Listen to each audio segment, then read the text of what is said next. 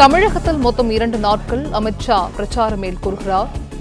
April 4ஆம் தேதியன்று தமிழகம் வரும் அமித்ஷா மதுரை, சிவகங்கை ஆகிய தொகுதிகளில் பிரச்சாரம் செய்கிறார். இதனைத் தொடர்ந்து ஏப்ரல் 5ஆம் தேதியன்று சென்னையில் அமித்ஷா பிரச்சாரம் மேற்கொள்வார் என பாஜக தரப்பில் தகவல் வெளியாகியுள்ளது.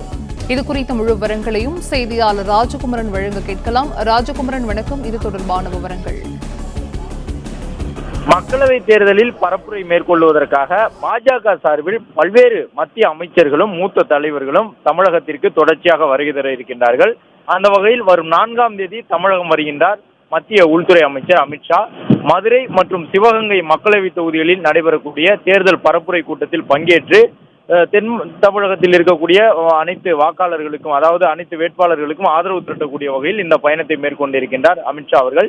அதன்படி 4ஆம் தேதி வரக்கூடிய அவர் வாக்காளர்களை சந்தித்து பாரதிய ஜனதா கட்சிக்கு வாக்கு சேகரிக்க இருக்கின்றார். மதுரை மற்றும் சிவகங்கை மக்களவை தொகுதிகளை மையப்படுத்தி 4ஆம் தேதி நடைபெறக்கூடிய அந்த பொதுக்கூட்டம் இருக்கும் என்று பாஜக தரப்பில் தெரிவித்திருக்கின்றார்கள். அது மட்டுமல்லாமல் மக்களவை தேர்தலில் போட்டியிடக்கூடிய சென்னை மற்றும் சுற்றி இருக்கக்கூடிய மக்களவை தொகுதி வேட்பாளர்களை ஆதரித்து வரும் 5ஆம் தேதி சென்னையில் மத்திய உள்துறை அமைச்சர் அமித்ஷா பிரச்சாரம் மேற்கொள்ள இருக்கின்றார்.